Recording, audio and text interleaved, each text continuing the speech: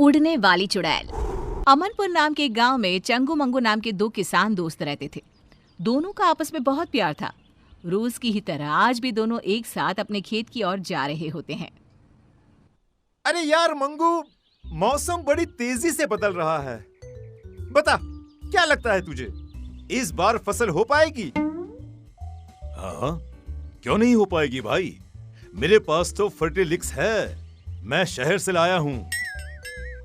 ओ, खाद तो अरे वो तो हमारे पास भी है। सब गुड़ गोबर कर देता है तू, ये शहर में मिलता है। अरे तू कहाँ से पाएगा, बहुत महंगा मिलता है ये। दिखा दी ना अपनी औकात।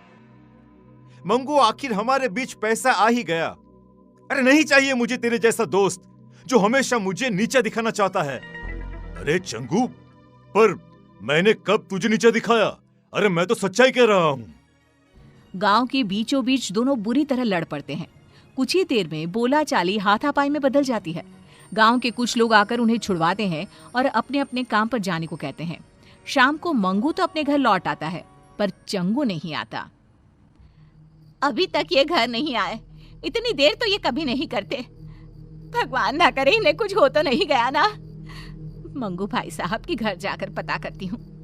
रास्ते में ही उसे सुबह चंगू मंगू के बीच हुए झगड़े के बारे में पता चलता है। मतलब मंगू भाई साहब ने ही किया है ये सब।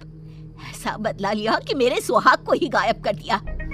विमला गुस्से में सोनम के पास जाती है और कहती है, कहाँ है सोनम, बाहर निकल। बता मेरे चंगू जी कहाँ है? क्या किया है आप लोगों ने उनके साथ? तभी उन सबके सामने अपने हाथ में चंगू को उठाए एक चुड़ैल हवा में उड़ती हुई आती है। मरोगे, सब मरोगे।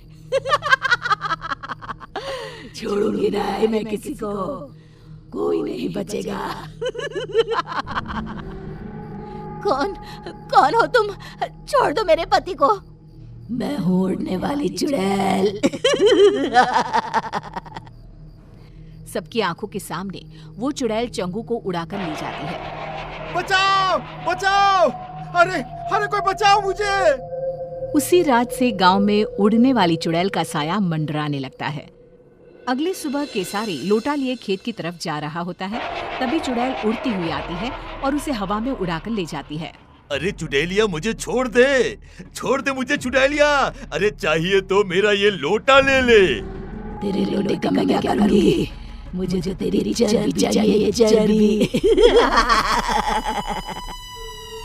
चुड़ैल चंगू की तरह ही केसारी को गांव के बीचों बीच हवा में घुमाती हुई गायब हो जाती है। धीरे धीरे चुड़ैल का प्रकोप गांव में बढ़ता ही जाता है। आए दिन कोई ना कोई गांव से गायब हो जाता। धीरे धीरे कर लोग घर से निकलना भी बंद करने लगते हैं। फिर एक दिन, ऐसा कब तक चलेगा? अरे कब तक हम लोग घर पे बैठे रहेंगे? अब तो कोई अपने घरों के छत पर भी नहीं जाता। इस चुड़ैल से छुटकारा पाने का कोई ना कोई रास्ता तो निकालना ही पड़ेगा। हाँ जी, बिल्कुल सही कह रहे हैं आप। अरे पर हम लोग करेंगे क्या? पीछा करेंगे उस चुड़ैल का। पता तो करना ही होगा कि वो चुड़ैल गांव वालों को कहां ले जाती है। पर वो तो अचानक ही कहीं गायब हो जाती है। कहां से हम पता लगा पाएंगे कि वो कहां जाती है? गेहूं की एक पोटली तो लाना सोनम। ये पोटली ही आज सभी गांव वालों का ठिकाना बताएगी। शाम को मंगू जानबूझकर हाथ में एक गेहूं की पोटली लेकर गांव के चौराहे से गुजरता है। उसे देखते ही चुड़ैल उसे उठा ले जाती है। फंस ही गया, चुड़ैल के जाल में फंस गया। फंसी तो तू है चुड़ैल, मंगू के जाल में। हमेशा की तरह चुड़ैल गांव के बीचों बीच उड़कर मंगू को लेकर गायब हो जाती है। चुड़ैल के अदृश्य होते ही मंगू अपनी पोटली से गेहूं के दाने नीचे डालना शुरू कर देता है। दानों का पीछा करते हुए सभी गांव वाले एक अलग ही दुनिया में पहुंच जाते हैं। एक ऐसी दुनिया जहां हर तरफ इंसान की शक्ल की सब्जियां थी। तो कौन नया गांव मालूम पड़ता है। अरे भैया, वो देखिए हमारे चंगू जी पेड़ पर आधे टमाटर बनकर लटक रहे हैं। अरे कुछ कीजिए, उनको बचाइए ना। अरे वो देखो भिंडी, केसारी ही लागत है। मतलब उड़ने वाली चुड़ैल सभी को सब्जी में बदल देती है। मतलब ये सभी सब्जियां इंसान ही हैं। लोगों को हम बचाए तो बचाए कैसे? तभी पेड़ पर लगा एक टमाटर कहता है, इस गांव को श्राप है कि अगर किसी ने एक भी सब्जी तोड़ी तो सभी की सभी सब्जियां इंसान में बदल जाएंगी, पर चुड़ैल के रहते कोई सब्जी को छू भी नहीं सकता। अरे वो आती ही होगी, तुम लोग भी कहीं छुप जाओ, जाओ जल्दी।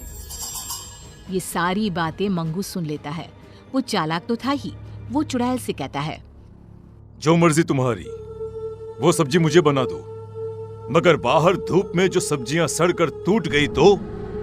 मेरी सब्जियां टूट नहीं सकती, उन्हें ताजा रहना होगा। तो किसी को सब्जियों को पानी देने के लिए क्यों नहीं रख लेती? हाँ, ये सही रहेगा, पर ये काम करेगा कौन? हाँ, वैसे तो मुझे मटर बनना था, पर ये काम भी चलेगा। जाओ चुड़ैल, तुम आराम करो, तब तक मैं सब्जियों को पानी दे आता हूँ। मंगू बाहर जाता है और सब्जियों को पानी देने के बहाने एक सब्जी तोड़ लेता है।